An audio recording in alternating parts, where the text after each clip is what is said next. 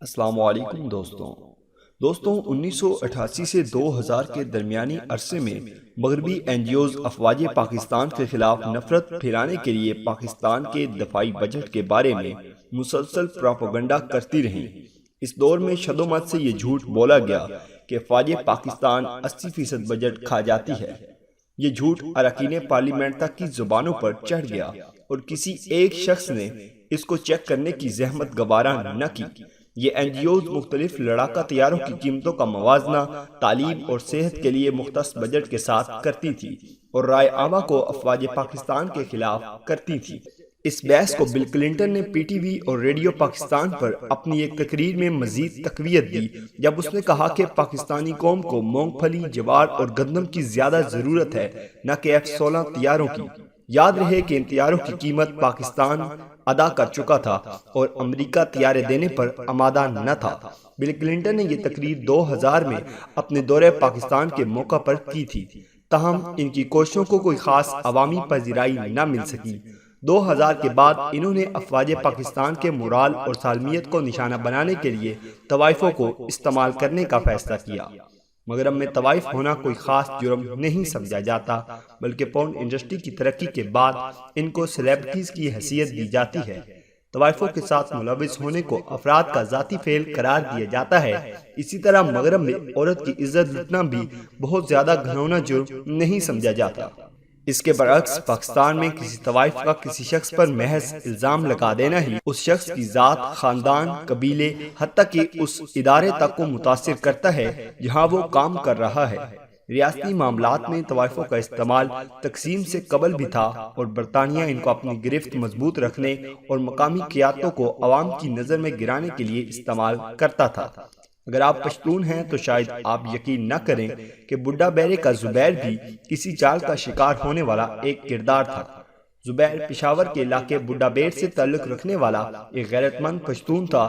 یہ انگریز کے خلاف کام کرنے والا ایک غیر سیاسی کردار تھا جس کا کافی بڑا حلقہ اثر تھا۔ جب برطانوی راج اس کی سرگرمیاں روکنے میں ناکام رہی تو اس مضبوط شخص کے خلاف برطانوی نمائندوں نے ایک سازش تیار کی۔ اس وقت جب زبیر کی عمر 60 کا ہنسا عبور کر چکی تھی، برطانیہ نے کمار گلہ نامی ایک طوائف کو زبیر کے خلاف ہائر کیا۔ 21 ستمبر 1935 کو کمار گلہ کی شکایت پر زبیر کے خلاف زنا بالجبر کا مقدمہ دائر کیا گیا اور 10 جنوری 1936 کو زبیر کو 2.5 سال قید اور 15 روپے جرمانے کی سزا سنائی گئی بحوالہ FIR نمبر 34 ڈیٹ 21/9/1935 تھانہ بدابیر۔ جبکہ کمار گلہ کو نہ صرف 15 روپے انعام سے نوازا گیا بلکہ اس کو تاج برطانیہ کی آفیشل طوائف ہونے کی حیثیت بھی دی گئی۔ یہ انعام کمار گلہ کی مبینہ عزت لوٹنے کی قیمت تھی یا زبیر کو خاموش کرنے کا معاوضہ۔ کمار گلہ کے اس کیس کو اس وقت خوب اچھالا گیا۔ زبیر کو حاصل تمام تر عوامی حمایت یکلخت ختم ہو گئی اور وہ مکمل طور پر تنہائی میں چلا گیا۔ مغرب کی یہ پریکٹس آج بھی جاری ہے۔ ماضی قریب میں مظفر گڑھ سے تعلق رکھنے والی ایک تجربہ کار طوائف مختارہ مائی کے ذریعے یہ کھیل کھیلا گیا اور پھر اپنے طاقتور میڈیا کے ذریعے پوری دنیا میں اس کی بھرپور تشہیر کی گئی۔ مختارہ مائی کو بے پناہ دولت اور شہرت ملی جبکہ پاکستان کو عالمی سطح پر زبردست بدنامی۔ آپ کو کیا لگتا ہے کہ مختارہ مائی کو جس دولت سے نوازا گیا وہ اس کی عزت لوٹنے کی قیمت تھی یا پاکستان کے نام پر دھبا لگانے کا انعام؟ حقیقی معنوں میں مختارہ مائی والے تجربے کے بعد مغرب کے ہاتھ پاکستان کو غیر مستحکم کرنے اور افواج پاکستان کی ساکھ کو ناقابل تلافی نقصان پہنچانے کا ایک اہم ٹول ہاتھ آ گیا۔ ڈیرہ بگٹی سے تعلق رکھنے والی ڈاکٹر شازیہ بھی ایسا ہی ایک کیس تھا۔ ڈاکٹری کے معزز پیشے سے تعلق رکھنے والی ڈاکٹر شازیہ مغربی این جی اوز کے ہاتھوں طوائف بننے پر تیار ہو گئی۔ ڈاکٹر شازیہ کے ذریعے نہ صرف افواج پاکستان کو دھچکا دیا گیا بلکہ بلوچستان میں بغاوت برپا کر کے پاکستان کو غیر مستحکم کرنے کی بھی کوشش کی گئی۔ ڈاکٹر شازیہ کو پاکستان کے حساس ترین مقام ڈیرہ بگٹی بلوچستان میں افواج پاکستان کے خلاف ہائر کیا گیا۔ پاک فوج کے کیپٹن حماد کے خلاف ریپ کا ایک فیک ڈرامہ تیار کیا گیا۔ ڈاکٹر شازیہ نے وہی کھیل کھیلا جو 1935 میں کمار گلہ نے بڈھا بیرہ کے زبیر کے خلاف کھیلا تھا۔ نتیجہ بھی بالکل ویسا ہی رہا۔ اس جعلی ڈرامے کے فوراً بعد پاکستان میں موجود مغربی سپانسر پرنٹ اور الیکٹرانک میڈیا نے اس واقعے کو بے پناہ کوریج دی اور خوب اچھالا۔ اس ڈرامے نے افواج پاکستان کی ساکھ کو بالعموم اور بلوچستان میں بالخصوص متاثر کیا، بلوچستان کا امن تباہ کیا اور نواب اکبر بگٹی کی جان بھی لی۔ تاہم سرفراز بگٹی کا دعویٰ ہے کہ نواب اکبر بگٹی ڈاکٹر شازیہ والے اس کھیل سے نہ صرف واقف تھا بلکہ اس کا حصہ بھی تھا۔ کیا یہ بات دلچسپ نہیں کہ ڈاکٹر شازیہ اس ڈرامے سے پہلے ہی خواتین کے لیے کام کرنے والی کچھ نام نہاد انسانی حقوق کی تنظیموں سے وابستہ تھی؟ ڈاکٹر شازیہ کو دنیا بھر کی ہمدردیاں، مغرب کا پاسپورٹ اور بے پناہ انعام و اکرام سے نوازا گیا، جس نے اس کو فکر معاش سے آزاد کر دیا۔ کیا یہ انعام و اکرام اس لیے تھا کہ مبینہ طور پر اس کی عزت لٹی تھی، یا یہ اس کی خدمت کی قیمت تھی جس نے پورے بلوچستان میں زلزلہ برپا کر دیا تھا؟ ضلع کرج سے تعلق رکھنے والی عظمیٰ ایوب بھی این جی اوز ہی کی متعارف کردہ طوائف تھی۔ اس نے بھی قانون نافذ کرنے والے اداروں اور پولیس کے خلاف بالکل شازیہ کے انداز میں گینگ ریپ کا ڈرامہ کیا۔ اس ڈرامے نے پشاور ہائی کورٹ کی توجہ حاصل کی اور میڈیا میں بھی جگہ بنائی، لیکن بدقسمتی سے ڈرامے کی ڈائریکشن کافی کمزور رہی۔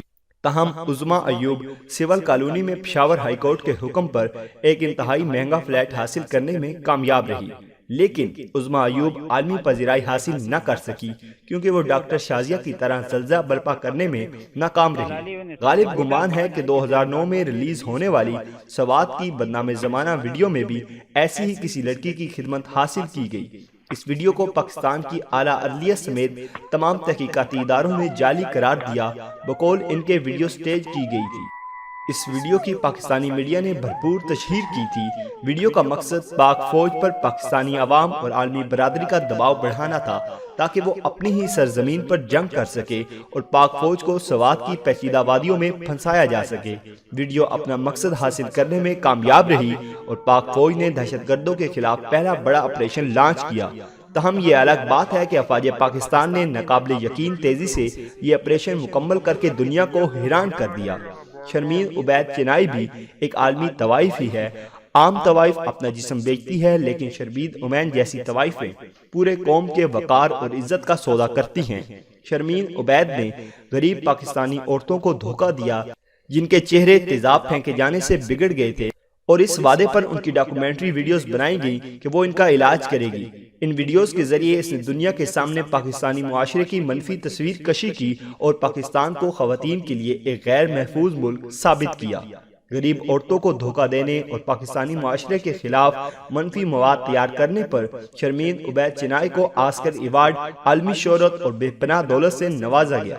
ویڈیوز بنانے والے کئی ماہرین کے نزدیک ان کی ویڈیوز میں سوائے اس کے اور کوئی خوبی نہیں کہ ان میں پاکستان پر تنقید کی گئی۔ نام نہاد ملالہ یوسفزئی ملالہ یوسفزئی نہیں بلکہ ملا خیل ہے۔ اس پیشے سے وابستہ عالمی اسٹیبلشمنٹ کا تیار کردہ سب سے بڑا کردار ہے۔ ضلع شانگلہ شاہپور سے تعلق رکھنے والی ملالہ کا خاندان لنڈی خاص مینگورہ ضلع سوات میں 90 کی دہائی میں منتقل ہوا۔ ملالہ یوسفزئی کے لالچی باپ ضیاء الدین یوسفزئی کو سی آئی اے نے بی بی سی کی مدد سے ہائر کیا۔ بی بی سی کے کاکڑ اور بٹگرام سے تعلق رکھنے والے احسان داور نے ضیاء الدین کو بی بی سی کے لیے ڈائریز کے نام پر جعلی اور انجرڈ خطوط لکھنے کے لیے تیار کیا۔ عائشہ نامی لڑکی کے انکار کے بعد ضیاء الدین یوسفزئی نے اس کام کے لیے اپنی بیٹی ملالہ پیش کی۔ ملالہ کے لیے گل مکئی کا کلمی نام تجویز کیا گیا۔ یہ ڈائریاں مبالغے سے بھرپور اور دہشت گردوں، سی آئی اے کی زر خرید ایجنٹس کی کامیابیوں پر رننگ کومنٹریاں تھیں۔ ان کا مقصد عوام کا مورال ڈاؤن کرنا، پاک فوج کو آپریشن کے لیے مجبور کرنا اور دنیا کو یقین دلانا تھا کہ پاکستانی ریاست اپنے کئی علاقے کھو چکی ہے اور دہشت گرد اسلام آباد کے قریب ہیں۔ گل مکئی کے نام سے لکھے گئے ان جعلی خطوط اور پاکستانی میڈیا نے لال مسجد والے واقعے کے ساتھ مل کر اس ساری صورتحال کو جنم دیا۔ لال مسجد کیس میں سی ڈی اے کے کچھ عناصر نے غیر ملکی اشارے پر اسلام آباد کے مختلف علاقوں میں اچانک 7 مسجدوں کو گرانے کا حکم دیا، جس کے بعد وہ سارا کھیل شروع ہوا۔ ملالہ کو ہالینڈ نے امن ایوارڈ سے نوازا، جبکہ پاک فوج کے ہاتھوں شکست کھانے والے دہشت گردوں کو سی آئی اے نے افغانستان کے صوبوں کنٹر اور نورستان میں امریکہ اور نیٹو کی چھتری تلے محفوظ پناہگاہیں فراہم کی، جہاں سے پاکستان میں ان کی کارروائیاں آج بھی جاری ہیں۔ بی بی سی نے مختلف این جی اوز کے ساتھ مل کر پاکستان دشمن ایجنسیوں کے تعاون سے پاکستان پر دہشت گردی کے خلاف جنگ کو مسلط کیا۔ NGOs دہشت گردی کے لیے زمین ہموار کرتی رہیں تو پاکستانی میڈیا تمام دہشت گردانہ واقعات کو براہ راست نشر کر کے لوگوں کے دلوں میں دہشت پھیلاتا رہا اور یوں ریاست کو غیر مستحکم کرنے کا سلسلہ جاری رکھا، جبکہ پاک فوج اپنی ہی سرزمین پر اپنی جانیں دے کر دہشت گردوں کے چنگل سے پاکستانی علاقے چھڑواتی رہیں۔ پاکستانی عوام کا اپنے دفاع پر بھروسہ توڑنے کے لیے پاکستان پر ڈرون حملے جاری رکھے گئے۔ طالبان سے خفیہ روابط رکھنے والے ریمنڈ ڈیوس نے پاکستانی سرزمین پر پاکستانی ایجنسیوں کے 2 اہلکاروں کو شہید کر دیا۔ دیت کے ذریعے اس کی رہائی کا حکم جاری کرنے والی ہماری بے مثل عدلیہ کا خطرناک کردار ارباب خان نامی مجسٹریٹ جیسا ہی تھا، جس نے 80 سال قبل بڈھا بیرا کے زبیر کو سزا سنائی تھی۔